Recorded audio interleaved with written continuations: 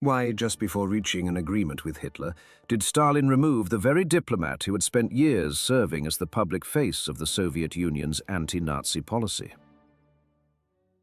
Moscow, May 1939. Folders containing British and French proposals still lie in the office of the People's Commissar for Foreign Affairs. The telephones continue to ring. Secretaries wait for instructions. Europe is spread across the desk in reports, telegrams, maps, and draft agreements. But the man who is supposed to read those documents is already disappearing from the office. On the 3rd of May, Maxim Litvinov is dismissed from his position. He is replaced by Vyacheslav Molotov, the chairman of the Soviet government and Stalin's closest executor of political will. The newspapers give noticeable attention to the appointment of the new head of foreign policy. The departure of his predecessor is reported almost routinely. Sometimes history is changed not by a speech, an order, or a gunshot. Sometimes history is changed by a man who is suddenly removed from an office. On paper, it was a personnel change. In diplomacy, it was a message delivered without unnecessary words. As long as Litvinov occupied that chair, Moscow spoke one language. After his departure, that language began to change. Berlin could read the gesture faster than many newspapers could explain it. But what exactly did the empty chair mean? Had the pact with Germany already been decided? Was Litvinov removed because of his Jewish origins? Or had he become inconvenient primarily as the symbol of a policy that Stalin no longer wanted to restrict his freedom of action? Historical truth is more complicated than any single dramatic explanation, and that only makes it more disturbing. Before examining this political chess game move by move, please like this video and subscribe to the channel. That is how stories about people whose names remained between the lines for far too long are given a chance to be heard.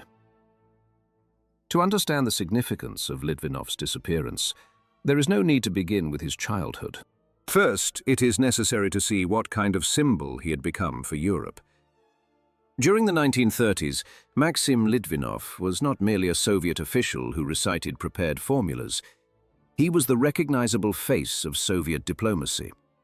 Short, heavy-set, with a moustache, heavy eyelids, and a manner of speaking without unnecessary flourish, he appeared at international conferences at a time when the Soviet Union was attempting to emerge from isolation and convince other states that aggression could not be stopped by acting alone. This policy was known as collective security. Its meaning was simple, although carrying it out proved almost impossible. If an aggressor state attacked one country, the others were supposed to treat it not as someone else's tragedy, but as a threat to the entire system. They were not supposed to wait until their own turn came. They were not supposed to purchase a few months of peace at the expense of a neighbor. They were supposed to create a mechanism of mutual assistance before a major war began. Litvinov did not invent this policy by himself, nor could he conduct a personal foreign policy in defiance of Stalin. Soviet diplomacy remained an instrument of the Soviet leadership. Yet his name became more closely associated than anyone else's with the idea of cooperation with Britain, France, and other states against Nazi expansion. That was the source of his strength, and of the danger he would later face. Maxim Litvinov was born in 1876 in Bialystok, then part of the Russian Empire. His name at birth was Meir Volach. He came from a Jewish family, entered the revolutionary underground at an early age, used aliases, survived arrest, lived in exile, and spent years in Britain. There he learned English, not from diplomatic textbooks, married an Englishwoman named Ivy Lowe, and learned to understand the Western political environment from within. By the time he became the leading Soviet diplomat, however, Litvinov had long been, above all, a Bolshevik statesman. He did not represent the Jewish community, did not build his career around religious identity, and did not speak on behalf of the Jewish people. His Jewish origins, however, had not disappeared. In a Europe where the Nazi regime had already transformed anti-Semitism into state law, A person's ancestry could become part of diplomatic calculation even when that person did not wish to be defined by it. And here, the first important boundary must be drawn. It would be wrong to say that Litvinov was dismissed only because he was Jewish. The documents do not justify such a simple conclusion, but it would be equally wrong to pretend that his origins meant nothing. In 1933, Adolf Hitler came to power in Germany. 2 years later, the Nuremberg laws turned Jews into people with restricted rights, defined by the state according to ancestry. Nazi propaganda portrayed Bolshevism as part of an invented Jewish conspiracy, a false and dangerous myth used to justify persecution and future mass crimes. And the public face of Soviet foreign policy remained a man who had been born Mayor Volokh. To London and Paris, Litvinov represented the possibility of cooperation. To Berlin, he was an irritating symbol of the anti-Nazi line and, at the same time, a convenient target for its racist worldview. To Stalin, he was a useful executor for as long as his reputation matched the needs of the state. In 1933, Litvinov participated in the negotiations that resulted in the establishment of diplomatic relations between the Soviet Union and the United States. In 1934, the Soviet Union entered the League of Nations and received a seat on its council. In 1935, treaties of mutual assistance were signed with France and Czechoslovakia. Each of these steps appeared to move the Soviet Union away from isolation and towards a system of international agreements. But a treaty on paper and a willingness to fulfill it are not the same thing. The Franco-Soviet agreement depended upon political decisions, League of Nations procedures, and military arrangements that never became sufficiently clear. Poland and Romania were reluctant to allow the Red Army to cross their territory. Britain viewed the Soviet Union with profound distrust. In Western capitals, both Hitler and communism were feared, and some leaders tried to buy time by directing German aggression away from themselves. Moscow, for its part, was not a selfless guardian of peace. Stalin's foreign policy was guided by the security of his regime, strategic calculation, and the fear of being left alone in a war. Collective security was not a moral oath. It was one possible method of protecting the state. Litvinov understood the language of international institutions and spoke it more convincingly than many Soviet leaders. He advocated agreements, disarmament, definitions of aggression, and a system of mutual obligations. His speeches in Geneva created the image of the Soviet Union as a state warning Europe of an approaching catastrophe. Behind that image, however, stood the country of the Great Terror. During the same years in which Litvinov spoke about law and security, Stalinist repression destroyed military officers, party officials, scientists, and diplomats. The People's Commissariat for Foreign Affairs lost experienced personnel. Embassies emptied. People were recalled to Moscow, arrested, executed, or forced to disappear from official records. Litvinov was not an independent humanitarian who had accidentally found himself trapped inside someone else's dictatorship. He served that system, publicly followed its line, and did not speak out against the terror. Turning him into a saint would mean replacing one falsehood with another. But that is precisely why his story matters. A totalitarian state could use the intelligence, languages, and international reputation of a Jewish diplomat without recognizing his right to determine policy. It accepted his achievements while they were useful. When a new political combination emerged, the man became a piece that could simply be removed from the board.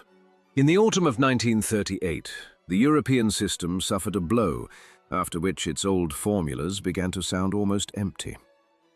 In Munich, the leaders of Germany, Italy, Britain, and France decided the fate of Czechoslovakia's Sudetenland. Representatives of Czechoslovakia itself were not permitted to participate in the final decision. The Soviet Union was also excluded from the conference. Western leaders hoped to avoid war by giving Hitler the territory of another state. To Moscow, this became proof that Britain and France were capable of reaching agreements with Berlin without the Soviet Union, and perhaps at its expense. For Litvinov, Munich was more than a diplomatic defeat. It destroyed confidence in the entire architecture of collective security. If treaties did not work at the moment of danger, what remained of all the grand promises? But even here, it would be wrong to draw the convenient conclusion that Stalin chose an agreement with Hitler immediately after Munich. There was still room for maneuver within Soviet policy. Moscow could continue negotiating with the Western powers. It could pressure them by raising the possibility of rapprochement with Germany. It could test both directions simultaneously. That is often how states behave before a major war. They do not choose one door until they are convinced that the other is closed. In March 1939, German troops entered Prague. What remained of Czechoslovakia was dismantled, and it became clear that Hitler's promise to limit himself to the Sudetenland had been worthless. On the 31st of March, Britain guaranteed Poland's security. On the 17th of April, the Soviet Union proposed that Britain and France conclude an agreement of mutual assistance against aggression. The possibility of a three-power alliance was once again on the table, and Litvinov was still in charge of Soviet diplomacy. One can imagine his Moscow office during those weeks. Maps of Central Europe, reports from Berlin, cautious British replies, French attempts to avoid losing either Warsaw or Moscow, Polish fear of the Red Army, Soviet fear that the Western powers wanted Germany and the Soviet Union to fight each other while they themselves remained on the sidelines. The precise tones of the private conversations have not been completely preserved, but the documents reveal the essential truth. Negotiations were slow, distrust was mutual, and time was running out. On the 2nd of May, Litvinov was still receiving the British ambassador. On the 1st of May, he had stood on the reviewing platform beside Stalin. Nothing in public suggested that his era would end within days. Then came the 3rd of May. He was summoned to the Kremlin. That same day, the announcement was made. Molotov would become People's Commissar for Foreign Affairs. The German embassy in Moscow reported to Berlin that the decision had come as a surprise. Diplomats noted that Litvinov had only just participated in contacts with the British, and that the Soviet press offered no explanation for his dismissal. The American embassy also regarded his departure as an event of major significance. Its representatives suggested that Litvinov's name had become too closely associated with collective security and resistance to Germany for him to remain the public face of a possible new policy. On paper, it was the replacement of an official. In diplomacy, it was a signal. And that signal was immediately read in several capitals. For London, Litvinov's chair became empty at the most dangerous stage of the negotiations. His removal could mean that Moscow had grown tired of waiting. It could be an attempt to frighten Britain into acting more quickly. It could indicate an internal dispute over the conditions of a future alliance. Or it could mean that Stalin was opening the door to negotiations with Berlin.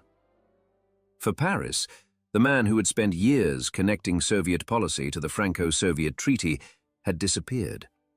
For Berlin, a Jewish anti-Nazi diplomat, whose very presence recalled the previous policy, had been removed. In one German diplomatic report describing Molotov, it was specifically emphasized that he was not Jewish. This detail matters not because the German diplomat knew Stalin's precise reason for making the change. He did not. It matters because it reveals the racist lens through which the Nazi state interpreted Moscow's personnel decision. Litvinov's Jewish origins were not the only reason for his removal, but in 1939, symbols were also part of politics. Could Moscow prepare for rapprochement with a regime that had made anti-Semitism one of the foundations of the state, while leaving Mayor Wallach, a diplomat publicly associated for years with resistance to Nazi aggression, as the face of those negotiations?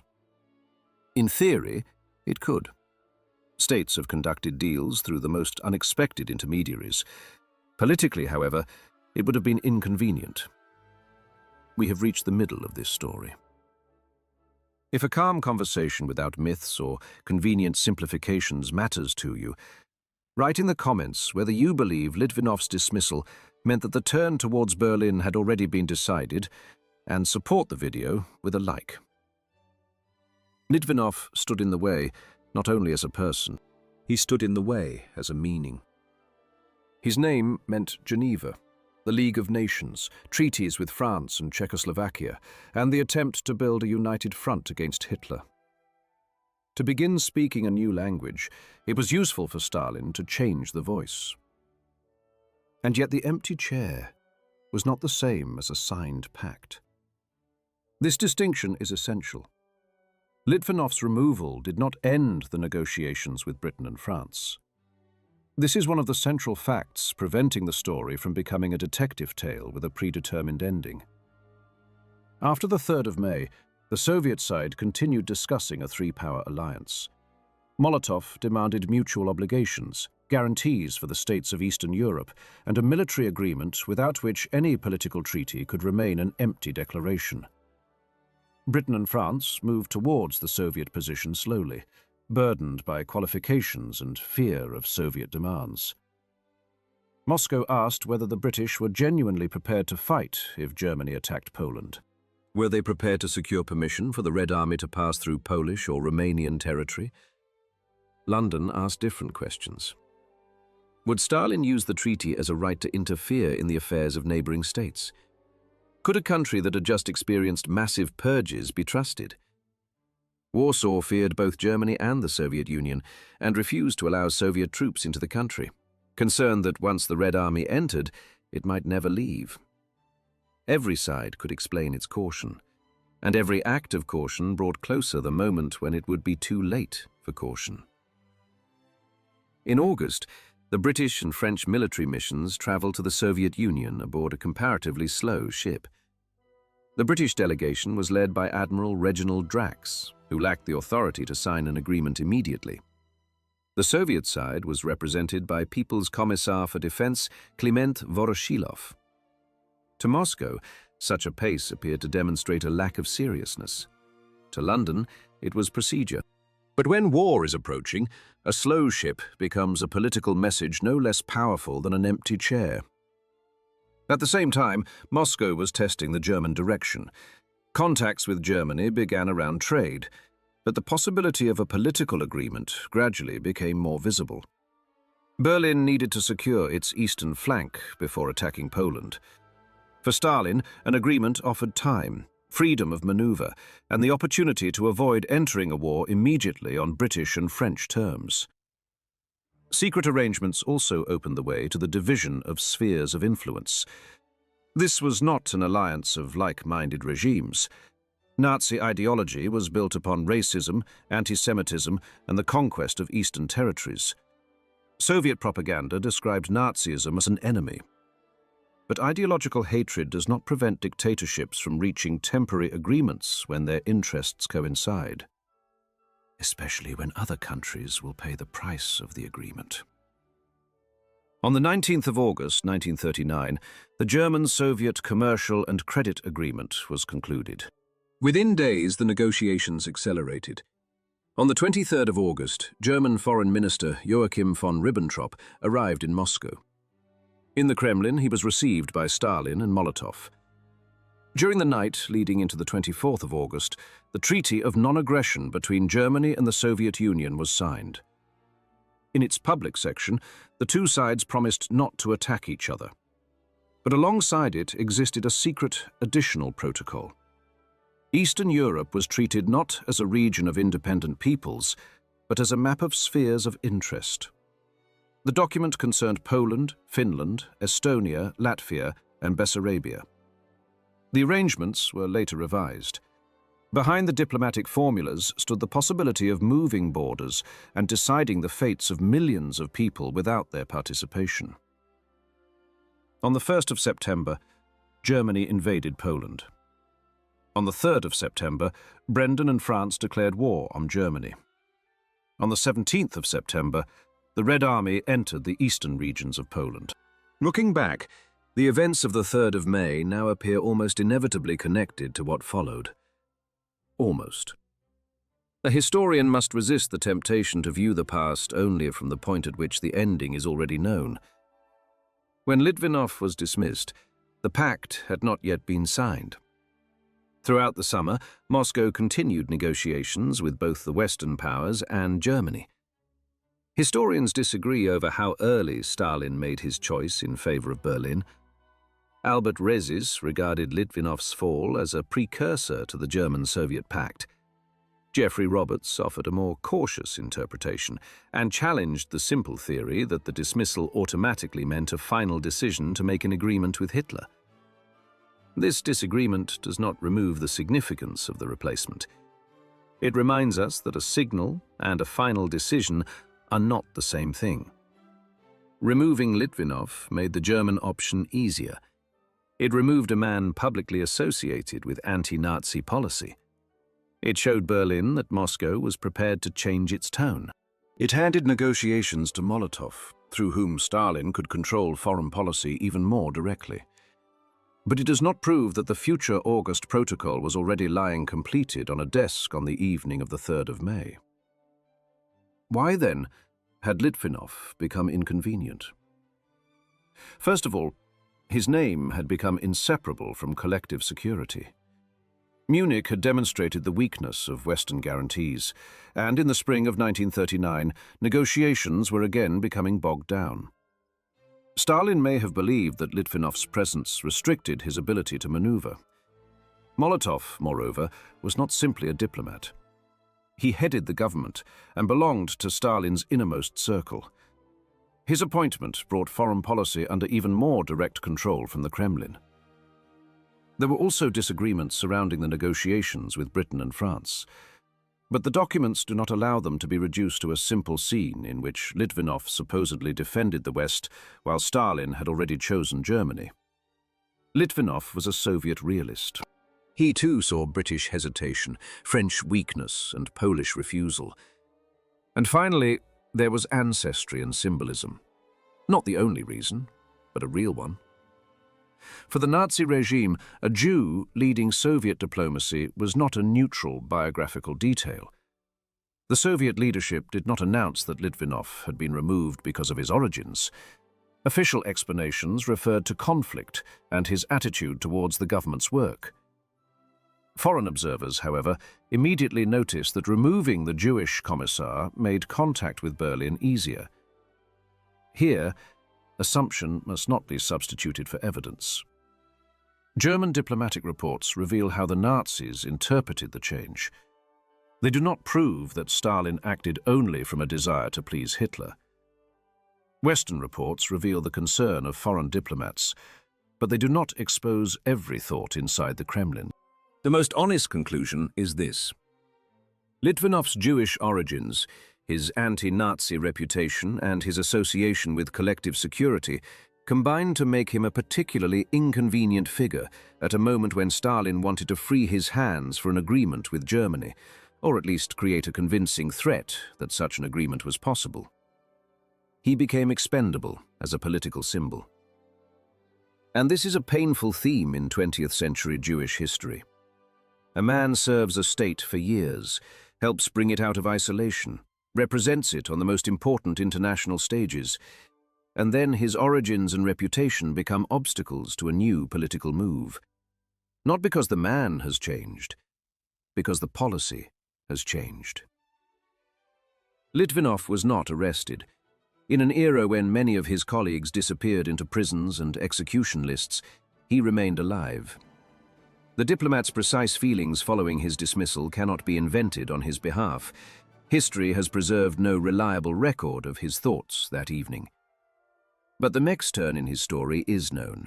After Germany attacked the Soviet Union, Litvinov's experience was needed once again. In November 1941, he was appointed Soviet ambassador to the United States. He arrived in Washington in December, when the Soviet Union needed weapons, supplies, and cooperation with the very power Litvinov had urged it to approach even before the Pact. On the 1st of January 1942, he signed the Declaration by United Nations on behalf of the Soviet Union, a foundational document of the anti-Hitler coalition. He worked to strengthen relations with Franklin Roosevelt's administration and secure American assistance. The irony was merciless. The Jewish diplomat, who had become inconvenient before the agreement with Hitler, became useful again after Hitler attacked the Soviet Union. The same English language, the same Western connections, the same reputation as a man capable of speaking to Washington. The state returned the piece to the board when the game changed. In 1943, Litvinov was recalled from the United States. He continued working as deputy head of the Soviet foreign policy establishment and participated in discussions about the post-war order. In 1946, he left government service. On the 31st of December 1951, he died in Moscow. He survived the war, but he never returned to the chair from which he had been removed in May 1939. His legacy remained ambiguous. Litvinov was a representative of the Stalinist state and could not separate himself from the regime he served. But his warnings about German aggression were not inventions. The fall of Czechoslovakia, the invasion of Poland, the occupation of Europe, and the Holocaust revealed the cost of a policy in which every state hoped to reach a separate agreement and buy time at the expense of another. Litvinov could not stop the war by himself. He could not force Britain, France, Poland, and the Soviet Union to trust one another.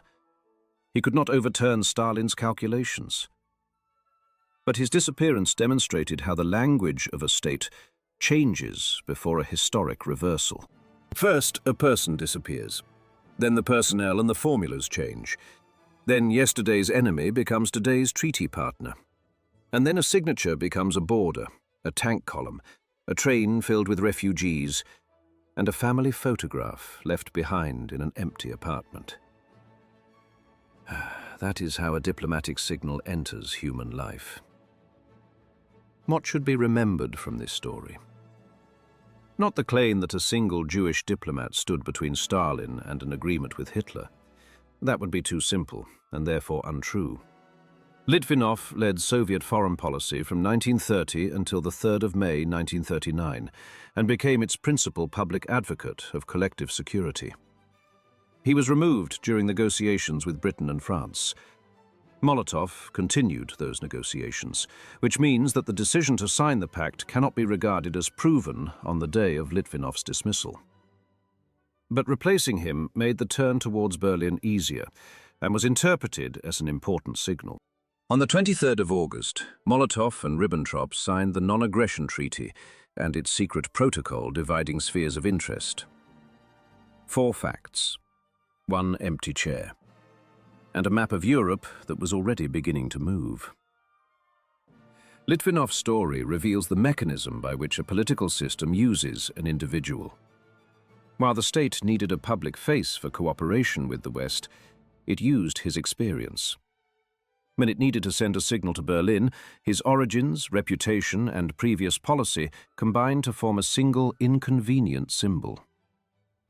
When Germany attacked, the same man was needed once again to communicate with the United States. Memory, however, works differently. It restores a person's name and complexity. It does not make him flawless. It does not remove his responsibility for serving a dictatorship. But neither does it allow him to be reduced to the function assigned to him by the Kremlin. At the beginning of this story, there was an empty chair. At first, it appeared to be merely the chair of the People's Commissar for Foreign Affairs.